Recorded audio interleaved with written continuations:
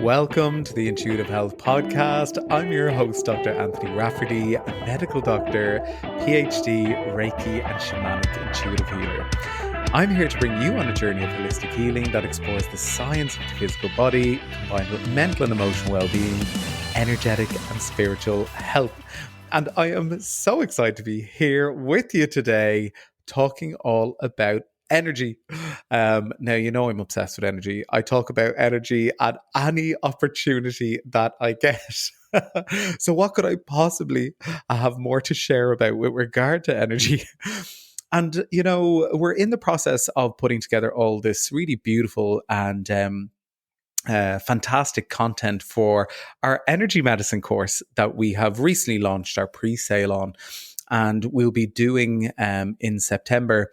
And essentially, it's a journey through our own energy field, our aura, how to work with our chakras, how to work through kind of trauma and energetic imprinting that might be affecting our physical health. So it's a true journey with regard to kind of how energy and science come together to impact our physical body, our mind, our emotions, and, you know, how we can go on a journey with energy and inherited energy through our ancestral lineage to actually heal ourselves on a really deep level. But I, was recording the content for that, and I kind of thought to myself, oh my God, it might be quite cool to record a podcast to actually talk about the different types of energies or frequencies that we can actually tune into. Because, on my journey with energy, this term is kind of thrown around an awful lot, and we all talk about energy, and it's becoming very kind of fashionable in loads of ways, which is amazing. And I love to see that kind of energy medicine is becoming more mainstream with regard to how we heal. It's so important. I feel like it's the crux of so much stuff that goes on in the body. And I've said it before in my podcast, when people come through to me and we're doing some physical body work, I have my doctor's hat on. I'm looking for the root cause of what might be going wrong in their body. To me, the root cause does not stop at a diagnosis. That in and of itself is another symptom to me of an energetic root cause. So it's not enough to just look at the physical body. We have to look back through our kind of mental and emotional programming, our limiting belief structures, all the way back to trauma or energetic imprints that we've experienced in this life, or through our cultural or inherited intergenerational patterning. And, what I'm speaking about here is our own energetic imprint, or our innate energy and frequency that exists within the body. Now, the reason that I'm touching into this is because we can actually go on a journey to heal our energy, but we can tap into other different energetic sources in order to go on a healing journey. We can use the energies of the cosmos. We can use the energies of guides, spirit animals. There's so many different ways that we can work with energy. And that's why I wanted to record this podcast, to let you know that there's different energies that you can work with, whether they're internally or beyond our body. And I thought it'd be quite cool to highlight that we can tap into these energies beyond ourselves in order to help heal, in order to become channels for light, and in order to become healers ourselves. So the first energy that I wanted to talk about, which I've already started waffling away about, is our own innate energy and frequency. So when I speak about this, I'm talking about our energy field, and that consists of the 7 major energy centers that exist within our physical body. And of course, these energy centers or chakras, they spin like little discs, these wheels that feed in to specific neuroendocrine systems within the body. They deeply impact our physical body and the organs that the energy supply. And essentially, and I say this all the time as well, emotion is energy in motion. So, our emotions are a very big part of our energy system. And also the thought patterns, the mental beliefs, the limiting beliefs that we have impact our emotional bodies, which therefore have an energetic aspect to that too. So it's really important when we're going on a journey with the energy that we really take a bit of a look into our emotional state, into our mental and emotional belief patterns, but also what does it look like to go on a bit of a journey with our physical state. So, when we eat well, when we mind our body, we become a beautiful channel for energy in which, the cells can actually move energy more readily. So, that way when you have a Chinese laced with MSG, or you've just scoffed down a little pizza that's riddled with trans fats from all the dairy and the cheese and all the bits and pieces and all the saturated fats, you feel sluggish, and this translates in your energy body too. So when you are vibing high, when you feel like your energy is moving and it's buzzing, it's usually because we have, tended to the physical body also. So we're eating foods that they themselves have good energy that we then consume. So the physical body is a very important part of our journey with our own personal or intrinsic energy. But where does this kind of innate energy come from? And I love this because I do so much work with women to heal their lineages and the trauma and the wounds that exist within their lineages, because I do so much work around loss, with miscarriage, termination, and not just in someone's life, it's also in the lives or the women that came beforehand. And I'm seeing so many women at the moment coming through with trauma associated with the Magdalene laundries, and how that's been handed down through the lineages and impacting their energy system. But essentially, why do I talk about this? Because actually, from the time of conception, there's a beautiful flash that occurs as an egg and a sperm fuses. But when the soul comes into that physical body, essentially, there is a life force that then animates this gorgeous little embryo, and that goes on to become this human that comes into this world. But it's really important to know that the life force, the soul, our consciousness, that comes into the physical form that's developing through this connection between the sperm and the egg. So it's inborn within us. And like I say, we also inherit energy from our ancestors through our lineage, through our early environment. And as well as that, our souls also have a specific or unique energetic blueprint. So you hear me talking about our physical body and our soul. I see them, obviously they're united for our life, but I see them as somewhat separate in some senses, because this soul that has come into the body has lived many lives. You've lived many human lives in many different physical forms, but you are so unique. You are so unique as a soul in that you have, lived so many different types of lives. You have so many different types of medicine that you've learned. You have so many different ways in which you've learned to heal. You've met different people. You've gone on different journeys, whether they're spiritually or physically. And, every soul that comes in their experience as a soul within all of these multiple lives is so unique to them. So your energetic blueprint is going to be unique as a soul in this world.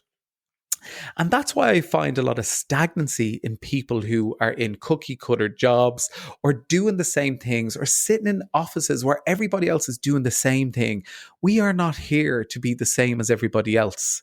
We are here to be individual. We are here to be authentic in how our soul wants to express itself, and use this beautiful, authentic, unique soul frequency that exists within us. However, all of these different forms of energy that exist innately within us, they're influenced by trauma, by conditioning, and the healing work that we do.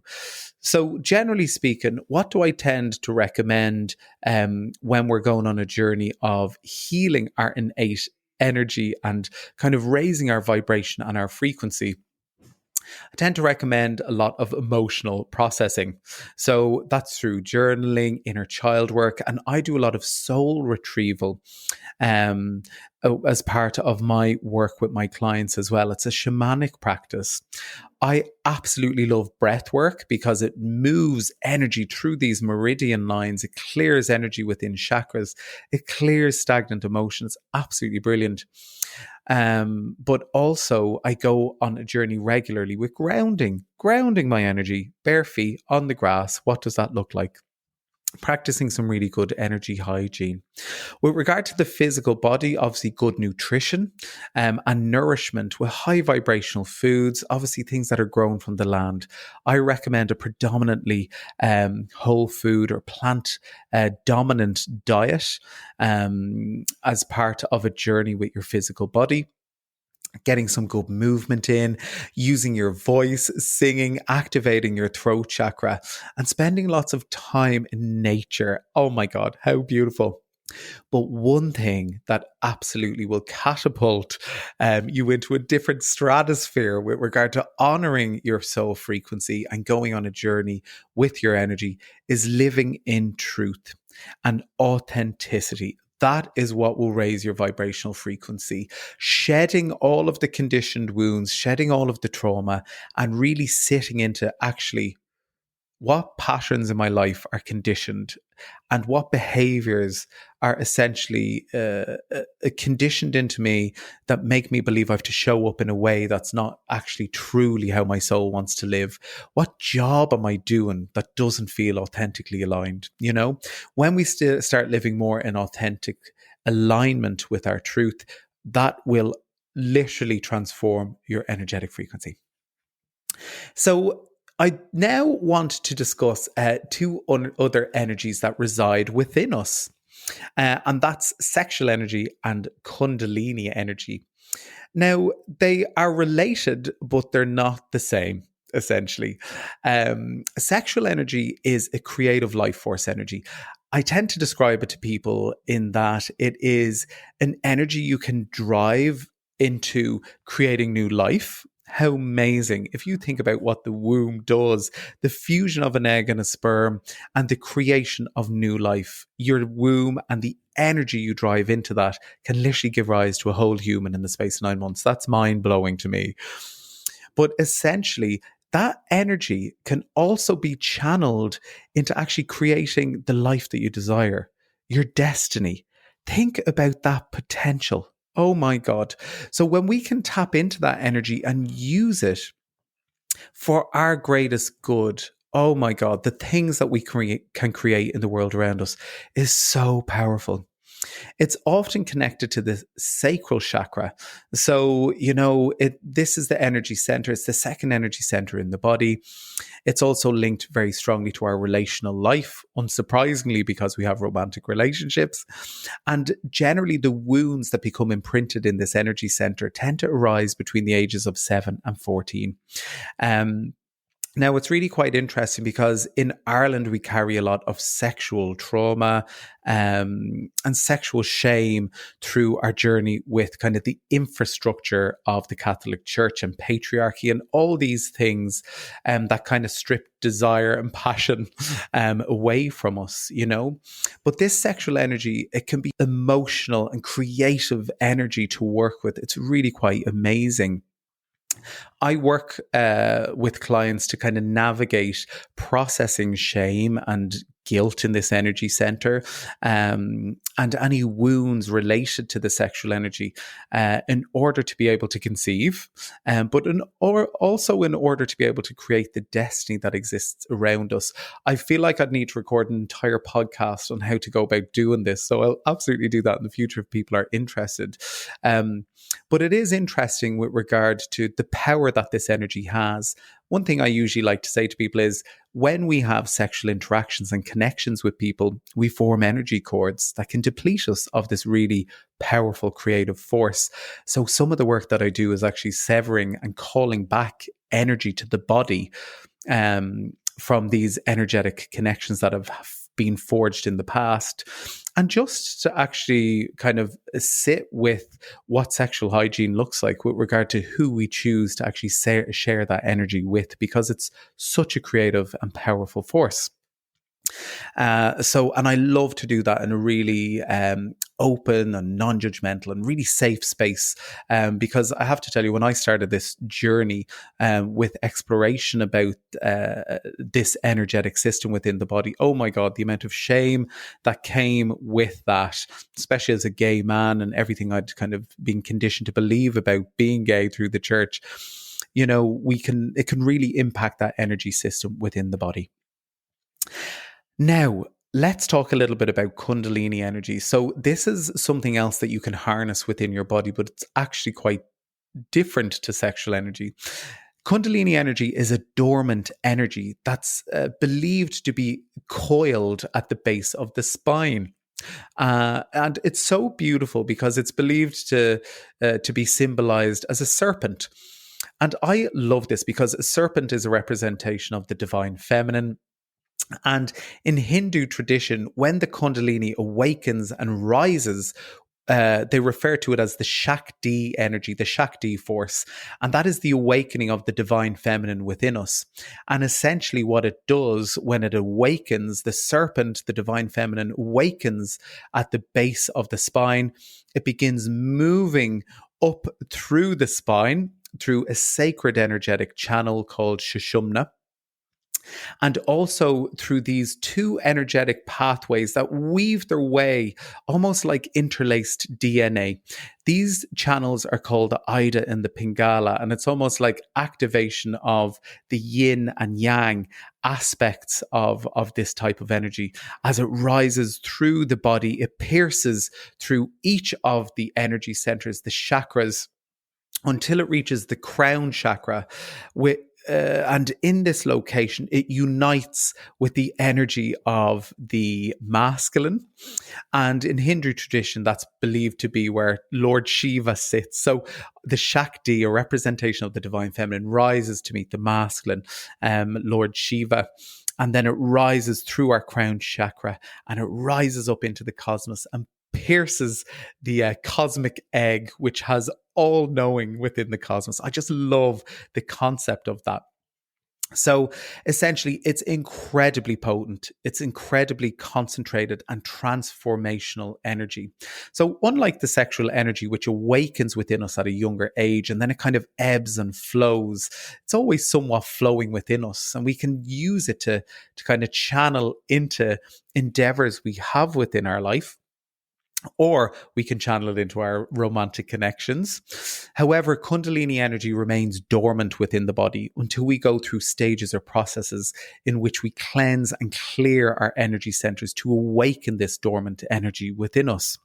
Now, some people try their whole life to awaken this energy and it's not part of their journey. And then other people come into me and it's just spontaneously awoken and shot off through the body. One thing I will say, though, is my general feeling, and this is only my personal feeling on this, there are more and more workshops becoming available to kind of awaken this energy within people. However, I think from a strictly energetic hygiene perspective, because this energy is so potent and powerful, if it rises through your energy centers and meets a concrete block because people haven't done the work to clear the trauma or the stagnations or imprints within those chakras, it does not rise the way it should through these designated or specific energy channels in order to come out through the crown. People have come to see me and I can perceive their Kundalini energy to have reached a block in the sacral chakra, in the solar plexus, and shot off the side of their body. There's also within kind of spiritual circles a belief that it can cause psychosis if it rises through the body and we haven't done the deep inner shadow work in order to be able to hold this type of energy. It is deeply transformative. It is deeply ungrounding if you have not done the work with your shadow self in order to be able to hold this type of energy as it moves through the body. So I would say anybody thinking about going to do any Kundalini activation workshops to be just really mindful with the amount of work that you've done. Do you feel that there's other aspects of your journey that you can focus on? And, work with someone that has a lot of experience in Kundalini activations. And, I don't think activation of this energy should be taken lightly, basically is what I feel. So when this energy awakens and rises through the body, it can be a gentle process or it can be very intense. It literally can feel like energy is ripping through each of your chakras. So again, something to be really, really aware of. Now, like I mentioned, sexual energy and Kundalini energy are somewhat related in that they exist within us. However, they are different because sexual energy is like a river. It flows, it's expressive, it's available to us if we want to access it. Whereas Kundalini is like a deep spring that lies dormant until it's tapped. However, it has massive transformational forces when it is tapped. Sexual energy can actually be used to awaken your Kundalini energy when it's channeled consciously. And some people do that through tantric practices. And also things like Kundalini yoga, in which you use certain breathing techniques to tap into and help to rise that energy, can be really, really transformative. And, Kundalini rising through the body can also amplify our sexual energy. So you can see that they can kind of work hand in hand here. But it does require conscious integration when we do that. When you're working with these energies, they are incredibly powerful. So working with our shadow aspect with regard to our relationship to lust and sex is so important, So, like I say, doing some breath work, some sacred touch, dancing, using your creativity are all ways that you can kind of help to cultivate your sexual energy, working through any shame, any guilt, any trauma that you have in that space can be hugely transformative. And then for your Kundalini energy, like I say, work with an experienced practitioner. Don't take this lightly. And generally, I tend to recommend kind of breath work, devotional practice, doing mantra work, in which you connect with the Shakti, the Shiva energies, can be hugely beneficial for working with this energy. But like I say, just to reiterate, use discernment. Don't force a Kundalini awakening. It's important to allow that to unfold safely. And it's important, if that is something that you want to go on a journey with, that you are doing your shadow work. So we have covered our innate energy and frequency that exists within us. I've also spoken a bit about our sexual energy and the Kundalini energy that exists within us. So I now want to talk about forces that are external to us, energetic forces that are external. So, generally speaking, one thing that I love to do when I'm opening up my sacred space and I'm activating my energies within is also call in universal energy. So, this is known by very many different things. Some people call it source, some people call it the divine light, some people call it prana, chi, some people look at it as the quantum field, the more scientifically minded folks. This is incredibly powerful. When you're looking at the universe, when you're looking at the cosmos, it is infinite.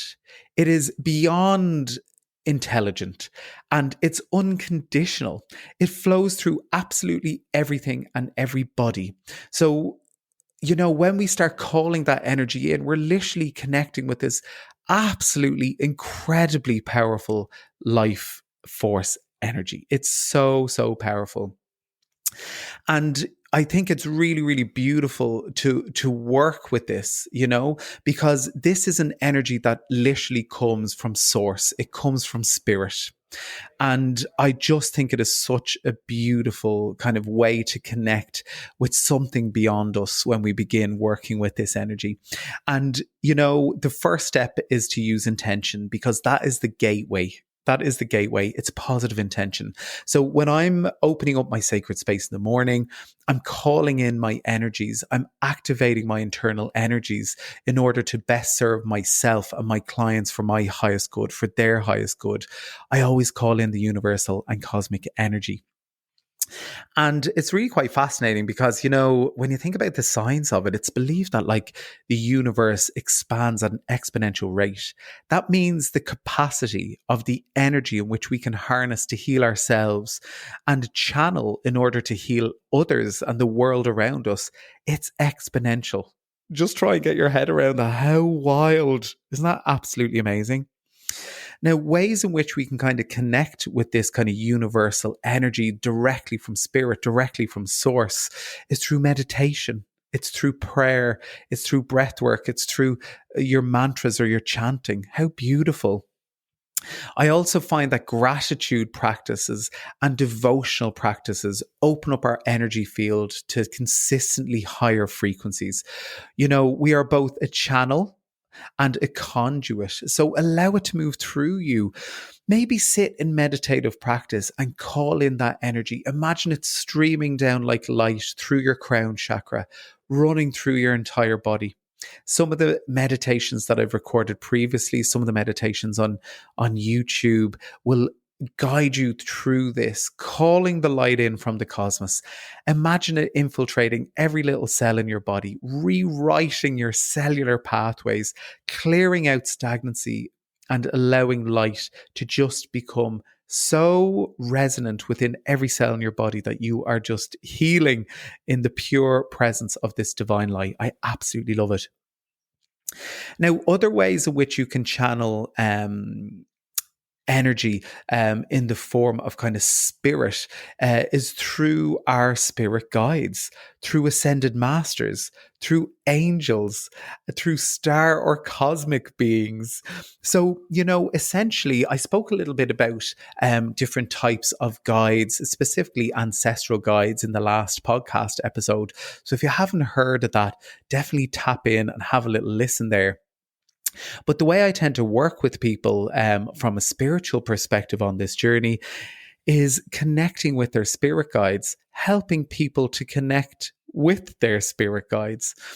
And these are high vibrational beings that exist beyond the veils of what we can see with our human eyes. They exist beyond the veils of what we perceive to be reality.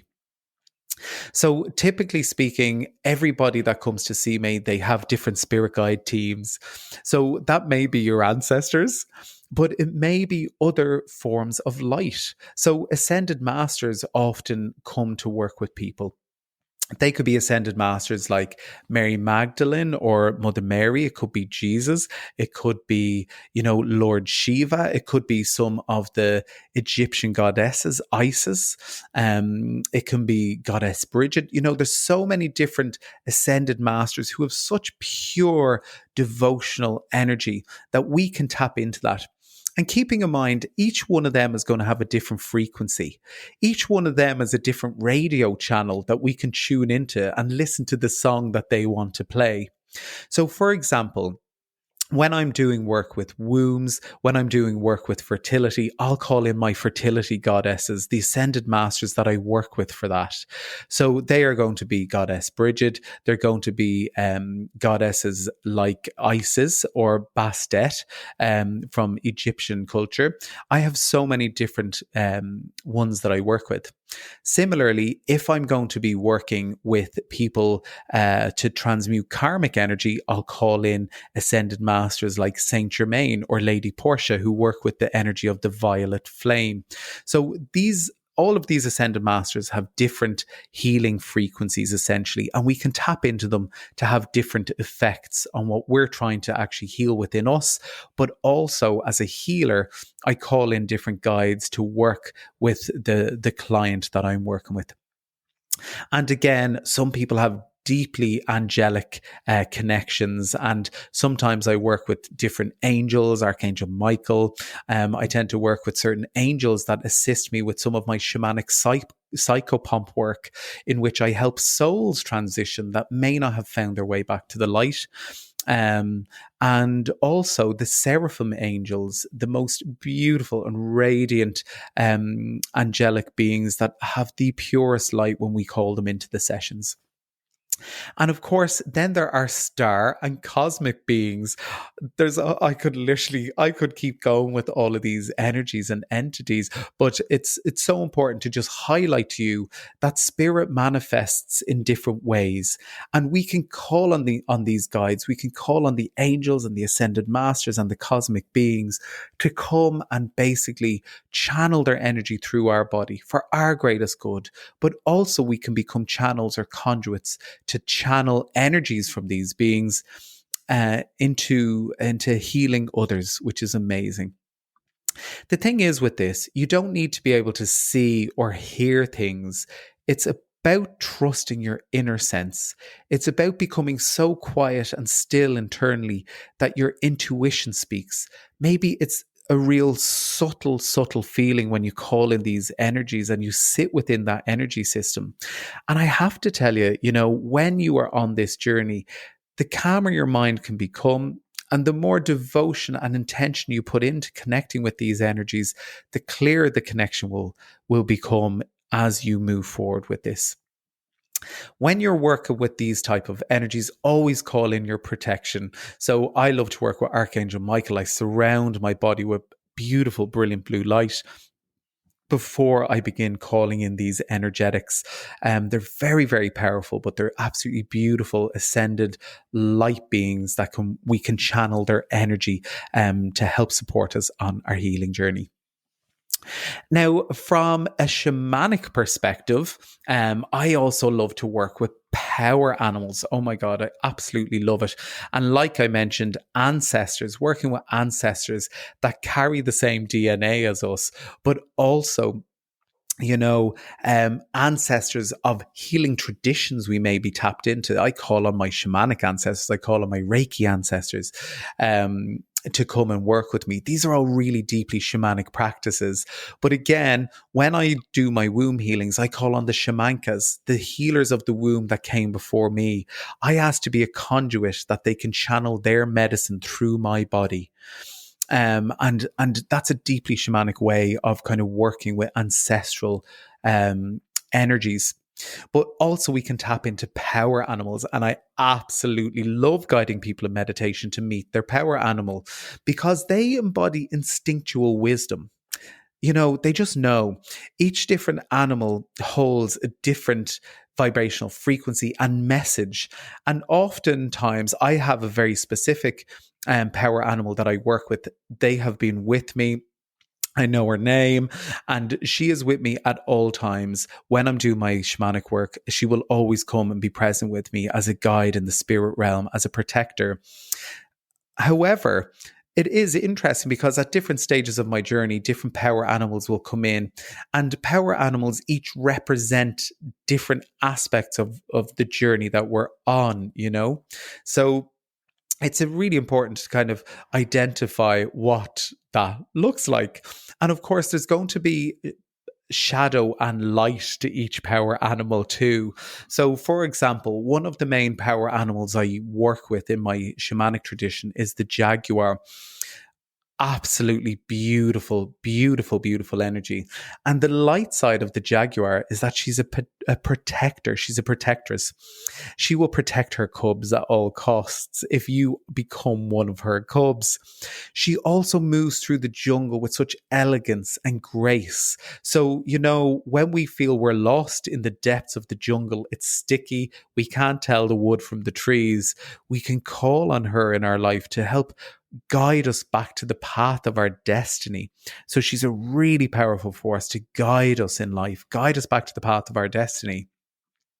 However, if you think about the shadow aspect of the jaguar energy, she is fierce. She has strong claws and she has sharp teeth. So she can cut, she can devour, and she can be incredibly overprotective and take people down literally with just a swipe of her paw.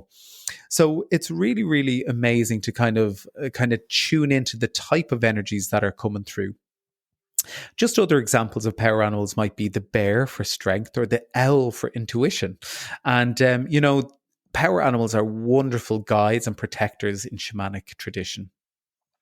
How can we connect with them? Essentially, what I tend to do through shamanic work is create beautiful altars and offerings to different ancestors, which I spoke about in last week's podcast. But you can connect with your power animal or your ancestors through drumming work, doing journeys, shamanic journeys, and again, through breathwork or guided meditation. I love doing dream work. So before I get into bed every night, I always set the intention for my guides to come, for my ancestors and my power animal to come and guide me in my dreams and give me teachings and messages in my sleep. And I have to tell you, every morning that I wake up now, I'm like, wow, what messages did I receive last night? How do these apply to my life? Are they premonitions about what might be coming in the future? And my dreams no longer are gobbledygook because they all have intention and meaning behind them. So they're really, it's lovely to be able to tune into your dreams and start to determine what your guides and the messages they're trying to give you are trying to communicate. But also, when you begin working with the energy of your power animal or your ancestors, look for little synchronicities, look for little feelings, look for all of these things in the world around you. The world is absolutely magic when you start to actually tune into it and look and believe in the magic that exists. One final energy that I wanted to talk about, or different type of energies that I wanted to talk about, was energies that we can become attuned to. So I've spoken about our innate energy and frequency, our own personal energy. I've talked about our sexual energy and our Kundalini energy that exists within us. I've talked about becoming a channel or conduit for universal or cosmic energy from spirit or the divine source, and how we can also channel energy from our spirit guides, ascended masters, the angels, cosmic beings, how we can also tap into the energies of our power animals and our ancestors. So, so powerful. But what I wanted to talk about finally is attuned energies. So essentially, what are attuned energies? They're energies like the energy of Reiki. And I recorded a podcast with Dr. Gemma Newman there recently about Jikiden Reiki. And she spoke about how Mr. Yasui, who was gifted with the Reiki energy, then went on to begin passing it on to others through a process which we know as an attunement or a reiju, which is what in Jikiden Reiki it's known as a reiju. But essentially, what is an attunement? It's a ceremonial initiation into a particular frequency. So essentially what we're doing is we're turning on the radio station and we're having a ceremony to initiate you into FM 104 or 103.8 or whatever that might be. And there's loads of different energies that we can become attuned to. So as a Reiki master, I specifically have been attuned to various different forms of the Reiki energy. I work with the 5 elements Reiki energy. I've been attuned to Jikiden Reiki through Reijus and the Yasui Ryoho lineage of Reiki energies. But I also very strongly work with Sekim. I've been attuned to the Sekim energy, which is an Egyptian style of energy, and also the golden dragon energy, which was called up from the earth. It's an incredibly powerful connection. It kind of connects me to the rose lineage, to the divine Black Madonna consciousness. And it's something that I use for powerful energetic healing of the physical body. It's a beautiful, very powerful energy. In order to be attuned, you have to have a ceremonial initiation with a teacher who is connected to the lineage and has been attuned themselves. And essentially, they pass on the energy to you. They open up your energy field so that you can receive the energy and then transmit it in a specific way. So I have had some absolutely incredible and really powerful attunements to different forms of energy, and they always are just so powerful. And I think it's a lovely way to go on a journey with some of this work.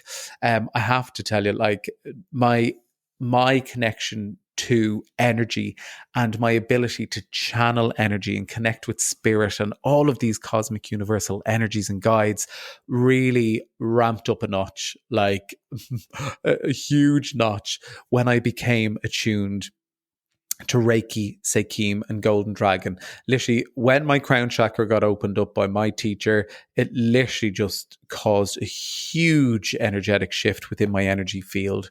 It was really, really beautiful. So like I say, they're not necessarily separate from this universal energy, it's a different frequency or a specific ray of light that we call in. Like I say, it's a specific channel that we're working with on the radio station. And, we can use all of these different frequencies for different purposes and to invoke different outcomes. So that is it. Generally speaking, when we go on a journey after an attunement, we want to practice working with this energy daily to really ground it in and go on a bit of a journey with how to use it. A lot of these kind of energies you become attuned to, such as Reiki, Sekim, and Golden Dragon, also have some sacred symbols that you can draw into the energy field of someone that you're working with or yourself. That basically have a very specific healing frequency. So it's a beautiful practice. It's an absolutely beautiful practice. I've really enjoyed my journey with these energies. But again, what I tend to say is find a practitioner that's doing their shadow work. People who work in the energy space, they can only help you as deep as they have gone on their own energetic journey. We are all human. We are all human. And we all have the wounds of humanness. But it's important that if you're allowing someone into your energy field to attune you or to work with your energy, we want to know that they are doing the inner work themselves and that they themselves are in alignment with guides that can hold the highest vibrational frequency for your greatest good as well. So again, just be really discerning with who you choose to open your energy field up to. I remember when I started doing this work, oh my God, I went to see every healer known to man, and it actually completely discombobulated my energy field because it was almost like there was too many cooks in the kitchen. But I was super curious about it. I just wanted to know everything. But what I've come to know now is I generally work with one specific healer who I trust, who has an amazingly deep energetic practice themselves, a deep spiritual practice themselves. And, it's taken me time to get to this place. So I encourage you to use similar discernment while you're on this journey with energy. So that brings us to an end with this podcast. I hope you found it interesting and stimulating, and just, I hope you take home some really valuable kind of insights with regard to how you can work with your own internal energies and potentially how you can tap into external energies in order to assist you on your healing journey, assist you with healing your ancestral wounds, and also if you decide to go into the healing space, how these external energies can be channeled through your body for the greatest good of the clients that you are working with. But like I say, use discernment when you're on a journey with energy. I think it is so much more powerful than we really, really can comprehend with our human minds, and just be really, really aware of that. So with love from my heart to yours, it is Dr. Anthony. And if you want to come on a journey with me and Becky through the Intuitive Health Institute, in order to really go on a deep dive into your own personal energetic system, we will be exploring our innate energy and frequency and how to raise our vibrational light through our energy course, which kicks off in September. We have pre-sale at the moment up until mid-August, and we also are including a beautiful half-day workshop for ancestral healing as part of your journey with this course. So people can also just come along to the half-day workshop if they're not doing the energy course. All the details are online on our website at the Intuitive Health Institute. So check it out, and it will be a pleasure to have you there. Love you lots.